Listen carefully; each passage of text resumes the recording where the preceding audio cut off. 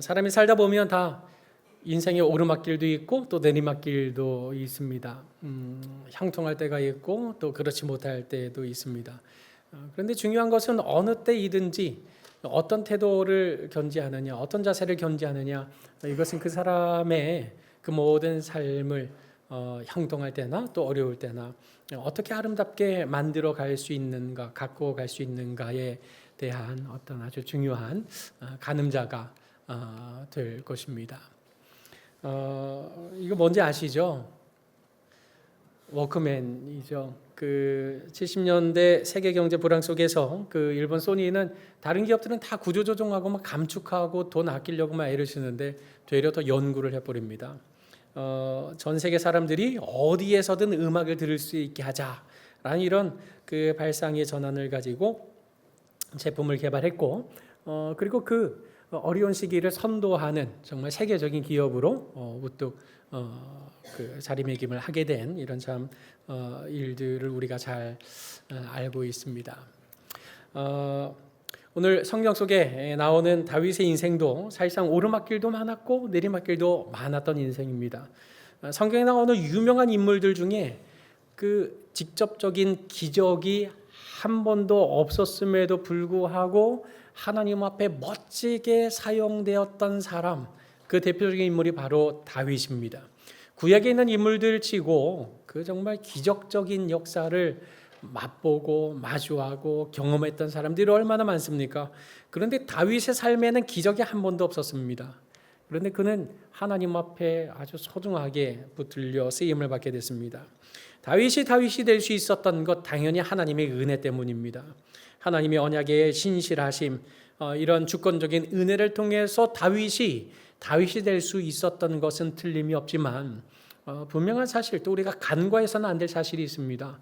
그것이 정말 중요한 사실이기는 하지만, 그러나 그 은혜를 받은 자의 믿음의 반응, 태도, 자세, 이것 또한 하나님이 어떻게 그를 붙잡아 사용하시는가에 대한 아주 중요한 조건이 되기도 하는 것입니다. 오늘 하나님이 세우신 사람이 도대체 누구인가?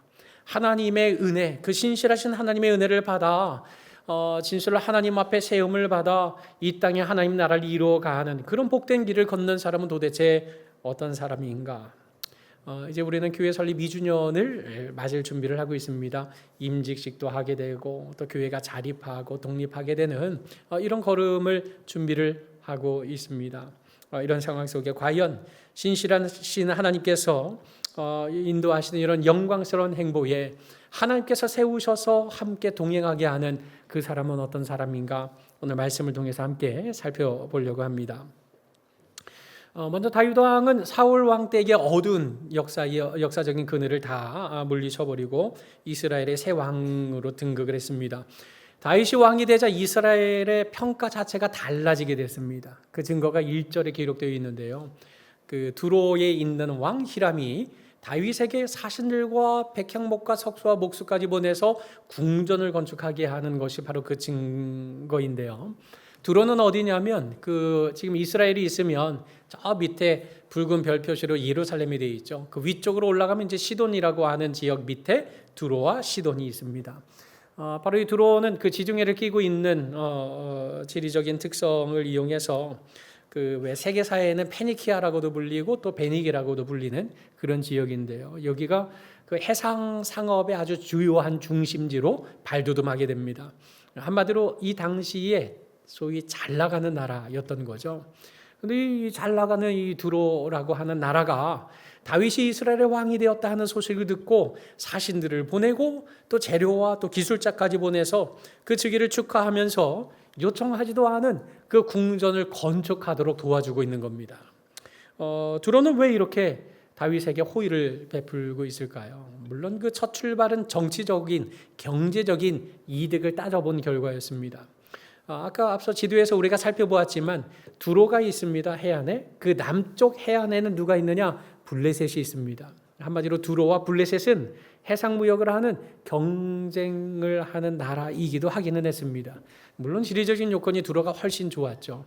그런데 두로에서 해상무역을 통해서 무언가 실어오면 그걸 내륙으로 보내야 될 것 아닙니까? 그 관문이 바로 이스라엘이었던 겁니다. 근데 이 이스라엘이 블레셋의 손에 사로잡혀 있다면 이 물건을 나르는데 항상 차질이 있고 말 것입니다. 그러니 이 두루 입장에서 다윗이 부강하고 강성하기를 바라는 마음, 그리고 또 다윗이 블레셋을 물리치고 통일 왕국을 이루었다는 사실, 이 사실에 두루 왕은 사신까지 보내고 목수와 석수와 재료까지 다 총동원해서 지금 이스라엘 다윗 나라와 이런 그 좋은 관계를 맺으려고 했던 것입니다. 여러분, 사울 때는 이런 일은 꿈도 못 꿨습니다. 다윗이 왕이 되니까 이런 일이 벌어지는 겁니다. 그럼 다윗 입장에서는 어떻겠습니까? 우쭐할 만하지 않겠습니까? 봤지, 내가 이 정도야. 충분히 교만하고 자만할 수 있는 상황이었지만, 그런데 2절에 보니 다윗의 마음은 그러하지 않았던 것을 발견합니다. 우리 2절 말씀 같이 읽어보실까요? 자, 시작. 다윗이 여호와께서 자기를 이스라엘의 왕으로 삼으신 줄을 깨달았으니 이는 그의 백성 이스라엘을 위하여 그의 나라가 높이 들림을 받았음을 알미였더라. 지금 다윗이 고백하는 게 무엇입니까? 내가 잘났다, 내가 잘했다, 이 자화자찬, 교만, 이런 부류의 말을 하고 있지 않습니다. 고백하고 있는 것, 알고 있는 것 두 가지가 있었습니다. 하나님이 나를 왕으로 세우셨구나. 내가 마른 막대기 같은 존재에 불과한데 나를 왕으로 세우셨구나. 그럼 왜 나를 왕으로 세우셨는가? 나를 왕으로 세우셔서 그의 백성 이스라엘을 위해 일을 하라고 나를 세우셨구나 라는 이 두 가지의 사실을 고백하게 되었던 겁니다. 지금 하나님께서 그에게 주신 이 엄청난 축복, 그것을 단순히 다윗은 내 것이라고 주장하지 않습니다. 나로 하여금 이제는 내가 태평성대를 누리리라 하는 이런 자기의 만족을 위한 축복으로 여기지 않았습니다. 형통회복, 축복회복, 이것을 바로 하나님의 나라 이스라엘을 위한 하나님의 복주심으로 해석했던 겁니다. 여러분, 이 정도의 영적 수준을 갖추었으니 이런 다윗에게 하나님께서 복을 주시고 더 많은 것을 맡기시는 것이 당연하지 않겠습니까? 저희 부모님 생신 때가 되면 용돈을 더 주세요. 돈이 뭐 있겠냐? 선물 살 돈이 있겠냐? 너 먹고 쓸 돈도 없을 텐데 하고 더 주신단 말이죠. 근데 이거 눈치 못 채고 그거 아싸 하고 이렇게 돈 많아졌다 하고 그 친구들하고 막 그 뭡니까 기분이다 하면서 막 떡볶이 사 먹이고 막 선물 사주고 막 이러면 그 다음에 그런 용돈이 있겠습니까? 당연히 없습니다. 하나님께서 복 주시는 것, 그거 왜 주시는 겁니까? 내 것 하라고 주시는 거 아닙니다. 하나님이 나에게 주시는 분복, 하나님이 나에게 주시는 형통함이라고 하는 것은 그것을 주시는 의도가 있고 목적이 있다는 것입니다. 바로 하나님의 나라를 풍요롭게 만들기 위한, 모든 사람들과 더불어서 화평을 누리고 모든 사람과 더불어서 이 하늘의 하나님의 은혜를 맛보도록 하시기 위한 통로로서 나에게 주신다는 사실을 기억해야 되는 겁니다. 내가 노력할 수 있는 것, 내가 고생 끝에 무언가 얻을 수 있는 것, 여러분 곰곰이 따져보면 내가 이룬 게 아닙니다. 정말 그렇습니다. 태어날 때 손에 뭐 가지고 나오신 분 계십니까? 아무도 없습니다. 내가 지금 공부할 수 있는 것, 내가 지금 무언가를 얻을 수 있는 것, 내가 지금 무언가를 향해 달려나갈 수 있고 얻을 수 있고 내 손에 쥘 수 있었던 것은 누군가의 도움이 있었기 때문입니다. 하다못해 내 생명, 부모님을 통해서 나오지 않았습니까? 나는 부모님에게 생명을 빚진 자이지 않겠습니까? 나 스스로 무언가를 얻었다, 그럴 수 없는 것입니다. 내가 아무리 노력했지만, 내가 아무리 열심히 고생한 것이지만 그것이 결코 내 소유일 수 없는 것은 하나님이 그것을 얻도록 도와주셨다는 사실 때문입니다. 그럼에도 불구하고 만일 내 노력, 내 고생으로 이룬 것이기에 이건 내 것이다 라고 주장하고 싶으십니까? 만약에 그런 분이 계시다면 증명하셔야 됩니다. 그것이 내 것이라는 걸요. 언제 증명할 수 있을까요? 죽을 때 증명하실 수 있습니다. 손에 들고 가실 수 있습니까? 그러면 그거 내 것입니다. 만약에 이 세상에 있는 내가 이루었다고 말할 수 있는 그 모든 것들을 내 손에 다 쥐어쥐고 갈 수 있다고 한다면 여러분, 그것은 여러분의 소유가 맞습니다. 그러나 인생은 빈몸으로 와서 빈몸으로 돌아갈 뿐입니다. 모든 것이 하나님의 것입니다. 그 하나님께서 주신 것, 형통의 나를 주시는 것, 이것이 도대체 무슨 의미가 있겠습니까? 내 것이 아닌 이것을 하나님께서 맡겨주셨다는 이 사실이 어떤 의미가 있다는 말입니까? 이것을 통해 나의 행복, 나의 성취, 이것을 위한 것이 아니라 하나님의 나라를 세우기 위한 방편이요 도구로 사용하는, 여기에 참된 의미가 있는 것 아닙니까? 다윗은 바로 그런 면에 있어서 하나님이 나에게 왕을 세워주셨다, 하나님이 나를 왕으로 세우심은 이 나라, 이 백성, 이 민족을 위한 것이다, 오늘 이 시대의 영적 이스라엘의 공동체라 할 수 있는 교회를 위해 하나님이 나를 세우셨다, 이 교회를 위해 하나님이 나를 보내셨다, 이 사실을 우리가 기억한다면 우리가 살아가는 모든 삶의 날들 동안에 하나님께서 이 교회를 통해서 어떤 일을 행하실까를 생각하며 부지런히 형통할 때에 더 헌신하고 희생의 걸음을 옮김으로써 하나님이 세우시는 그런 영광스러운 사람의 족적을 남길 수 있는 것 아니겠습니까?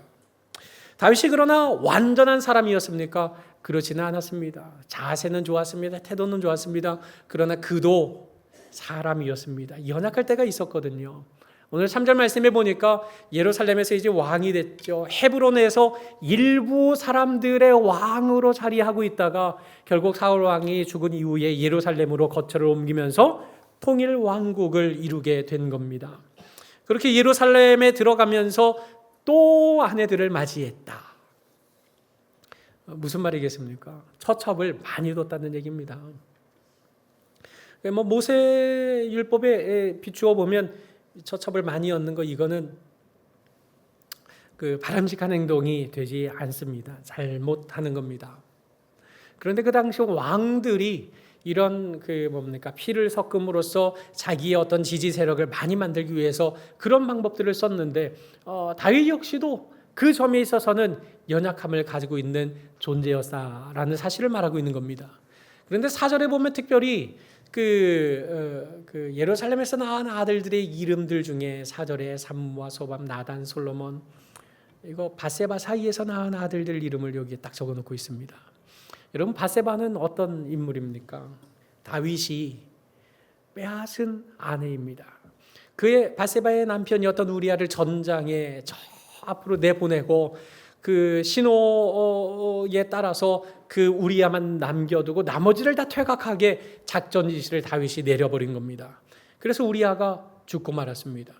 죽었으니 그 홀로 된 여인 아내를 취하는데 무슨 거리낌이 있겠습니까? 그렇게 해서 낳은 아들들 이름을 적어놓고 있는 겁니다.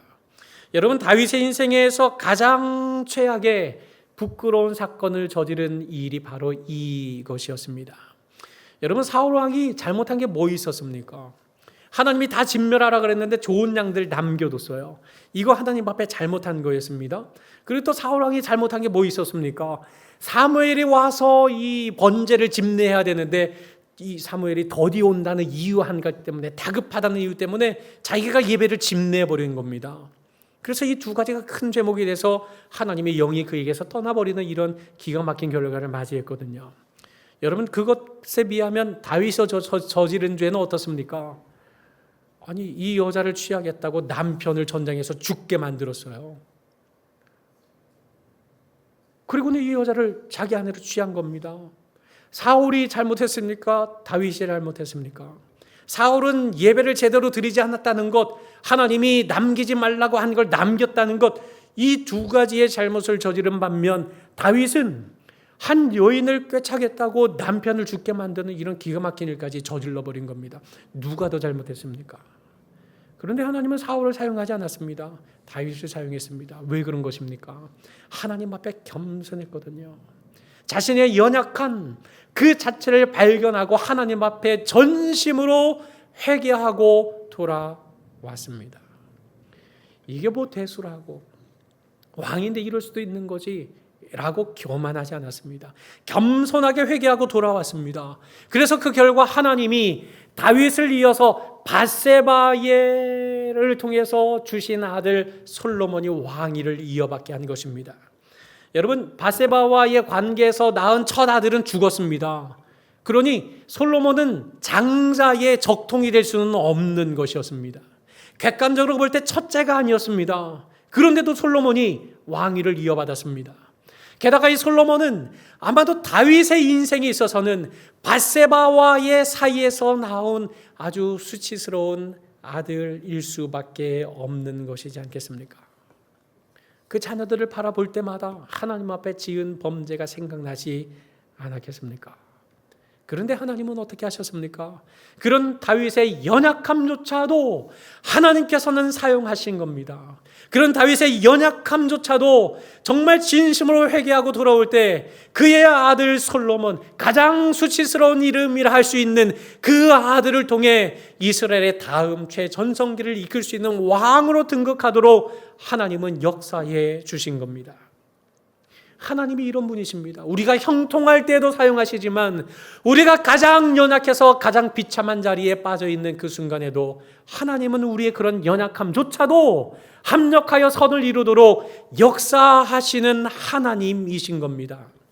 여러분, 그러니 나는 하나님 앞에 연약해, 난 자격 없어, 그래서 아무것도 감당할 수 없어 라고 낙심하고 절망에 빠진 채 주저앉아 있다면 그것은 나의 연약함조차도 합력하여 선을 이루시는 하나님을 향한 확신이 없는 결과일 뿐인 겁니다.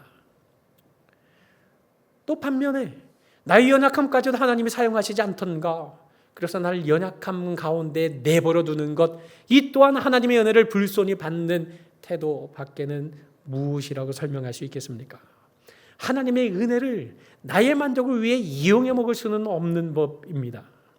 진실로 하나님께서 나의 연약함, 나의 완벽하지 못함, 나의 완전하지 않음조차도 하나님의 손에 붙잡아 사용하실 수 있는 능하신 하나님이심을 확신한다면 우리는 그런 하나님 앞에 어떤 자세를 가져야 됩니까? 우리가 가장 비참한 자리에, 연약한 자리에 빠져 있을 바로 그때에 큰 죄에 빠진 나를 주 예수 건지사 나 같은 죄인까지 그 은혜 받도다라고 감격하면서 나 같은 부족한 자에게, 나 같은 연약한 자에게 그 하나님 나라를 섬길 기회를 맡겨주시는 그 하나님의 은혜, 그 사랑이 날로 더욱 귀하다라고 찬송하며 감사로서 그 직분을 감당함이 마땅하지 않겠습니까?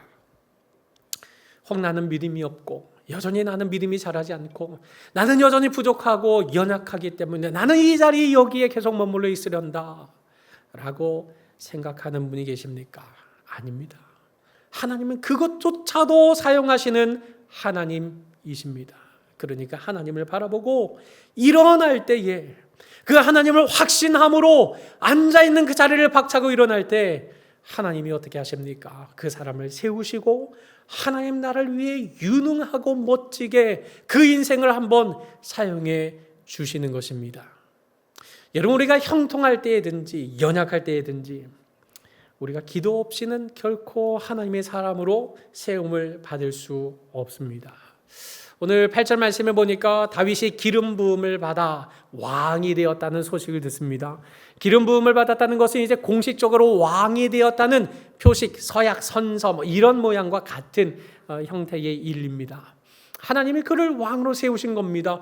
공식적으로 선포되니 모든 블레셋 사람들이 어떻게 합니까? 다윗을 찾으러 올라왔다. 이 말은 다윗을 만나보겠다, 다윗을 축하하겠다, 이런 의미는 아닙니다. 전쟁을 걸어온 거죠. 지금 이때가 혹이었습니다. 왜요? 이제 다윗이 통일 왕국을 이루었죠. 그러니 군대 조직이라든지 이렇게 조직이 잘 정비되어 있는 상황은 아니었을 테니 이때가 기회다. 아직 정비되지 않았을 이때 한번 이 이스라엘의 길을 제대로 꺾어줘야 된다. 블레셋이 쫓아올라온 겁니다. 다윗이 당연히 군대를 이끌고 나갔죠. 왕으로서 이렇게 공식적인 첫 행보를 이어나가게 되는데 9절에 보니까 블레셋 사람들이 이미 어디까지 왔습니까? 르바임 골짜기까지 왔다 그럽니다. 이 르바임 골짜기가 어디냐면 예루살렘이 있고 예루살렘 남쪽으로 베들레헴이 있습니다. 그 예루살렘과 베들레헴 그 사이에 있는 골짜기 지형이 바로 르바임 골짜기인 겁니다. 그러니까 제법 블레셋 사람들이 가까이까지 밀고 올라온 거죠. 다급한 상황이었습니다. 여러분, 이 다급한 상황에 다윗이 무엇을 가장 먼저 했습니까? 오늘 10절 전반절에 보니 다윗이 하나님께 물었다. 내가 블레셋 사람을 치러 올라가리까? 여러분, 치러 가야지 그러면 어쩌겠습니까? 아니 군사들 이끌고 나아갔으면, 지금 들어왔으면 당연히 싸우는 게 마땅하죠. 다급한 상황입니다. 이미 여기까지 올라온 상황입니다. 당연히 싸워야죠. 그런데 싸울까요? 하고 묻습니다. 지금 다윗은 이 다급한 상황 속에서도 먼저 무엇을 했습니까? 기도했습니다. 이렇게 해야 되는 거 맞습니까, 하나님? 다급했지만 기도가 먼저입니다. 아무리 급해도 기도가 먼저입니다. 그랬더니 하나님께서 아주 통쾌하게 얘기하셨죠. 12절 말씀 한번 같이 읽어보실까요? 자, 시작. 블레셋 사람이 그들의 우상을 그곳에 버렸으므로 어떤 일이 벌어졌습니까? 우상을 다 버렸습니다. 그리고 불에 살라버렸습니다. 이건 지금 어떤 사건을 연상시킵니까? 블레셋과의 전투에서 이스라엘 백성들이 하나님의 언약궤를 빼앗겨버린 적이 있었습니다. 완벽한 수치를 당했죠. 그런데 그걸 완전히 되갚아 주었습니다. 이제는 블레셋 사람들이 우상을 버리고 다 도망가 버렸고 그 우상을 다 거두어들여서 불에 살라버리는 완벽한 승리, 통쾌한 승리를 거둘 수 있었던 겁니다. 여러분, 그런데 악의 세력은 결코 만만치 않습니다. 한번 물러났다고 포기하지 않습니다. 아주 끈질깁니다. 13절에 보니 다시 골짜기를 침범했다. 또다시 왔습니다. 여러분, 또다시 왔으면 어떻게 하면 좋겠습니까? 또다시 나가서 치면 되는 겁니다. 이미 모범 답안이 무엇인지를 다윗은 경험했습니다. 그러면 당연히 나가서 치면 되는 거죠. 하나님이 함께해 주실 거니까요. 그런데 이런 당연한 상황 앞에서도 다윗은 어떻게 했습니까? 또 하나님께 묻자온데 또 기도했던 것입니다. 여러분, 다급할 때도 기도하고 당연할 때도 기도했던 것, 이것이 다윗이 형통할 때이든지 아니면 다윗이 연약해서 비참함에 빠져 있을 때이든지 언제나 기도가 앞장섰던 인생, 그게 바로 다윗의 인생이었던 겁니다. 여러분, 우리가 기도하지 않는 이유가 무엇입니까? 기도해야 한다는 것을 모르는 사람은 아마 신자치고 한 사람도 없을 것입니다. 그런데 우리는 기도하지 않습니다. 왜요? 다급하거든요. 그러니까 일단 기도보다 다급하니까 일단 먼저 일하고 마는 겁니다. 또 당연하거든요.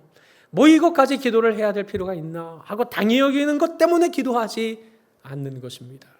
그러나 다급할 때도 당연할 때도 기도했던 다윗 앞에 하나님께서 어떻게 하셨습니까? 뽕나무 꼭대기에서 길을 걷는 소리가 들리거든 너보다 하나님이 앞서 나아가서 그들을 치리라 하는 약속을 해주십니다. 기도를 통해 하나님께서 다윗에게 지금 가르쳐주고 있는 게 뭡니까? 내가 너보다 앞장선다. 내가 너보다 먼저 간다. 내가 너보다 앞에 간다. 이게 지금 무슨 말입니까? 차례를 기다리라는 겁니다. 기다리라는 겁니다. 서두르지 말라는 겁니다. 기도를 통해서 나의 사인을 기다리는 것. 여러분, 기도할 때 하나님께서 즉각 응답해 주실 때 있습니다. 기도를 했는데 정말 소름이 돋도록 기도한 내용 그대로 또 응답해 주실 때가 있습니다. 기도했는데 소름이 돋도록 그 기도한 것에 더 얹어서 응답해 주실 때도 있습니다. 그런데 기도할 때 응답해 주시지 않고 기다리라고만 말씀하실 때도 있습니다. 어떤 상황이든지 어떤 순간이든지 기도를 통해서 지금 하나님께서 우리에게 하고자 하시는 일이 무엇입니까? 하나님과 같이 호흡하고 하나님과 동행하고 하나님과 사인을 주고받으면서 그런 관계 속에 이 땅을 살아가도록 이끄시는, 그것이 바로 기도를 통해서 하나님께서 이루어 가시는 일들인 것입니다. 결국 다윗은 하나님의 명령대로 행했고 블레셋의 군대를 쳐서 완벽한 승리를 거두게 되었는데 그 승리는 바로 여호와께서 모든 이방 민족으로 그를 두려워하게 하실 만큼 그런 통쾌하고도 완벽한 승리를 선사해 주셨던 겁니다. 여러분의 삶 속에 있는 영적 전투는 무엇이 있습니까? 형통할 때에 영적 전투가 없겠습니까?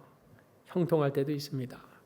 어려운 상황, 연약함에 처해 있을 때도 물론 영적인 전투가 벌어지게 될 것입니다. 여러분의 재정이 영적 전투의 주제입니까? 아니면 건강의 문제입니까? 아니면 가족의 문제입니까? 아니면 진로의 문제입니까? 그 무엇이 영적 전투의 주제이든지 간에 여러분 중요한 것이 무엇입니까? 다급해도 그리고 당연해도 하나님 앞에 먼저 겸손하게 기도에 무릎을 꿇는 것, 그것이 바로 하나님이 세우시는 사람의 공통된 특징이라는 사실을 우리는 기억해야 되는 겁니다. 여러분, 이것을 아셔야 됩니다. 하나님께서 때로 우리에게 영적 전투를 주시는 그 이유는 그 영적 전투를 통해서 하나님이 어떻게 기도 가운데 역사하시고 일하시는지를 낱낱이 가르쳐 주시고 보여주시기 위한 하나님의 은혜의 방편이라는 사실을 알아야만 되는 겁니다. 여러분, 중앙아프리카에서 의료 선교사로 오랫동안 활동하셨던 헬렌 로즈비어라고 하는 그 선교사님이 계십니다. 2016년까지 사시다가 천국에 가시게 됐는데, 의료 선교를 하던 그런 지난 날들을 회고하면서 책에 이런 내용의 일화를 소개한 적이 있습니다. 어느 날 밤 분만실에 산모가 찾아온 겁니다. 이 산모가 아직 아이를 출산할 시기는 되지 않았습니다. 아직은 조금 더 있어야 되는데, 그런데 갑자기 진통이 오고 해서 급하게 그 산모를 구하기 위해서 백방의 노력을 기울였습니다. 그런데 그 모든 노력에도 산모는 갓 태어난 미숙아 아이와 또 2살짜리 딸을 놓고 그만 숨을 거두고 말았던 겁니다. 설상가상으로 인큐베이터가 없기 때문에 그 아프리카에서 이 아이를 살릴 길이 난무했던 것입니다. 적도 지방이지만 밤이 되면 굉장히 날씨가 추워지기 때문에 이 아이의 체온을 잘 지켜내지 못한다면 이 아이의 목숨을 잃어버리고 마는 겁니다. 그래서 한 학생이 그 분만실 안에 불을 지피고 또 그 고무 핫팩 있지 않습니까? 왜 뜨거운 물 부어서 입구 막아서 따뜻하게 하는, 여기 이제 뜨거운 물을 부어서 그 아이 옆에 놓고 아이의 체온을 유지하기 위해서 백방의 노력을 기울이던 과정에 그만 그 마지막 남은 고무 핫팩마저도 그 이제 고무가 너무 경화가 돼서 터져버리고 말았던 겁니다. 꼼짝없이 이 아이마저도 다 죽게 생긴 상황이 되고 말았던 겁니다. 아침에 밝았고 이 선교사님이 돌보는 고아원의 아이들과 함께 하루 일과를 시작하면서 기도 제목을 함께 나누는 그런 시간이 있었습니다. 이 선교사님은 지난 밤에 있었던 이 안타까운 사실을 전했고, 하나님께서 선하게 인도하시기를 기도하면 좋겠다, 이렇게 기도 제목을 얘기했던 겁니다. 그리고 이제 돌아가면서 기도를 하는데 그 10살짜리 꼬마 여자아이 루스라는 여자아이가 이런 기도를 하는 것입니다. 제가 기도를 그대로 읽어드리자면, 하나님, 저희에게 핫팩을 보내주세요. 내일이면 소용없어요. 아이가 죽고 말 테니까요. 그러니 제발 오늘까지 핫팩을 보내주세요. 그리고 아참, 갓 태어난 아기에 2살 된 누나가 있어요. 하나님께서 사랑하신다는 표시로 이 친구에게도 인형 하나 더 보내주세요 하고 기도를 했던 것입니다. 이 선교사님이 그 루스라는 소녀의 기도에 아멘을 할 수가 없었습니다. 그리고 하나님께서 이 기도에 응답해 주지 않을 거라고 생각을 했던 겁니다. 그 기도가 유일하게 응답될 수 있는 길은 자기 고향에서 보내주는 길밖에 없는데, 일단 문제는 누가 아프리카가 저녁에 춥다는 걸 알겠습니까? 누가 아프리카에 그 핫팩을 보낼 리가 있겠습니까? 그럴 리는 만무했던 거죠. 그리고 거기서 누군가 기도에 응답해서 보낸다 하더라도 여기까지 오려면 시간이 얼마나 오래 걸리는데 그게 될 턱이 있는가 하고 하나님께서 이 기도에 응답하지 않을 거라고 생각했습니다. 그리고 또 4년 전, 그러니까 그 시점으로부터 4년 전까지도 그 고국에서 소포가 끊긴 지 이미 4년이나 되었기 때문에 더더군다나 그런 기대를 할 수가 없었습니다. 그런데 그날 일정 그 간호학교에서 그 강의를 하고 있었는데 갑자기 한 친구가 강의실에 쫓아온 겁니다. 소포가 왔다고. 나갔더니 한 10kg 정도 되는 상자 하나가 도착을 한 겁니다. 이게 지금 도대체 뭔가, 소포가 오다니 이게 있을 수 있는 일인가? 갑자기 심장이 쿵쾅거리기 시작하면서 두렵고 떨리는 마음이 들더라는 거죠. 그래서 혼자 열어볼 수 없어서 고아원에 있는 친구들을 다 불러 모았습니다. 그리고 아이들로 하여금 그 뚜껑을 열기 했던 겁니다. 그랬더니 이 아이들 다 막 흥분해서 이걸 열어 제끼는데 그 위에 이제 뭐 붕대가 나오고 그 다음에는 이제 건포도 상자가 나오고 그리고 그 다음에 뭔가 느낌이 왔는데 보니까 공모합백이 온 겁니다. 그걸 보자 이제 눈물이 왈칵하고 쏟아진 거죠. 하나님께서 어떻게 이렇게 응답을 하시나 하고 깜짝 놀라 했습니다. 그런데 그 상황에 그 기도했던 소녀 루스가 소포 상자 앞으로 가서 이거 핫팩을 하나님이 보내주셨으면 그 2살짜리 누나를 위해서도 분명히 인형을 보내주셨을 거라고 하면서 이제 이 소포 상자를 막 해집기 시작합니다. 그런데 저 밑바닥에 인형까지 준비가 되어 있었던 겁니다. 그리고 루스의 눈은 그 인형을 들고 완전 반짝반짝 빛나고 있었습니다. 거봐요. 하나님은 기도하면 다 들어주세요. 여러분, 이 일을 통해서 이 선교사님은 아주 소중한 깨달음을 얻었다고 했습니다. 만약 기도하지 않았다면 소포가 오지 않았을까? 기도를 하지 않았어도 소포는 도착했을 겁니다. 하나님은 먼저 앞서서 일하고 계시는 겁니다. 근데 먼저 앞장서서 일하시는 하나님께서 우리의 기도를 통해 그 영광스러운 일에 함께 동참하고 함께 나아가기를 원하신다. 이것이 바로 하나님의 뜻이로구나 라는 사실을 깨닫게 되었던 겁니다. 여러분, 죽은 나사로를 살리신 예수님께서 나사로의 무덤 앞에서 하나님 앞에 감사 기도를 하고 나사로를 살리지 않습니까? 예수님도 나사로가 살아날 것을 위해서 기도하셨지만 그러나 그 기도에 앞서서 하나님은 이미 나사로를 살리고 계셨던 것이 맞는 것 아니겠습니까? 하나님이 세우시는 사람, 그것은 하나님이 하시는 그 일을 확신함으로 기도의 무릎을 꿇는 사람, 바로 그 사람을 하나님께서는 날마다 세우셔서 그 사람을 통해서 당신의 나라를 이루어 가신다는 사실을 깨닫게 되었던 겁니다. 여러분, 다윗이 그러했습니다. 오늘 우리도 그러합니다. 오늘 하나님께서 이곳 서부경양교회를 세우셨고 이것을 통해서 여러 가지 많은 영적인 싸움 전투를 벌어가면서 우리가 지난 세월을 통과했습니다. 이런 영적인 전투를 통과하며 지나오는 과정 속에 하나님은 우리로 하여금 기도하게 하셨습니다. 기도하게 하신 결과 하나님께서는 이제는 우리 교회가 자립하고 또 조직이 되는 이런 참 귀하고 복된 은혜와 은총을 열매로 허락해 주시지 않았습니까? 기도를 통해 하나님은 일하시는 겁니다. 그러니 하나님이 세우시는 사람, 겸손하게 무릎으로 나아가서 하늘의 뜻이 이 땅에 이루어지도록 나의 소원 성취가 아니라 하나님의 뜻이 이 땅에 펼쳐져 나아가도록 기도의 무릎을 꿇을 수 있는 바로 그 사람을 통해서 하나님은 일하신다는 사실을 우리에게 말씀하고 있는 건 아니겠습니까? 사랑하는 서부강의 성도 여러분, 이제 교회에서 2주년 맞이를 준비하고 있습니다. 자립과 임직이라는 새 시대를 우리는 눈앞에 두고 있습니다. 이 시간들은 단순히 우리가 지난 시간 동안 우리가 무엇을 잘했나를 돌아보는 시간이 될 수는 없습니다. 성장 보고 아니요, 무슨 성장입니까? 지난 시간들은 여전히 하나님께서 이 시대에 하나님이 세우시는 사람들을 통해 어떤 일을 펼쳐 가셨는가를 돌아보는 시간이 되어야 할 것이고 하나님께서 지금까지 인도해 주셨던 것처럼 앞으로 이후에도 주님 다시 오실 그날까지 이곳 서부경양을 통해서 하나님이 어떤 사람들을 세우셔서 어떤 일을 펼쳐 가실까를 믿음의 눈으로 바라보며 기대하는 시간들이 되는 것, 이것이 바로 우리가 교회 설립 기념주일을 맞이하는 의미가 되고 말 것입니다. 하나님은 우리에게 복 주십니다. 복 주실 때 그 복이 어떤 의미가 있는가를 살피고 하나님의 나라를 섬겨야 됩니다.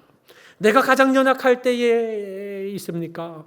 그렇다면 회개함으로써 그 연약함조차도 합력하여 선을 이루시는 하나님 앞에 담대하게 낙심하고 절망한 자리를 박차고 일어서야 합니다.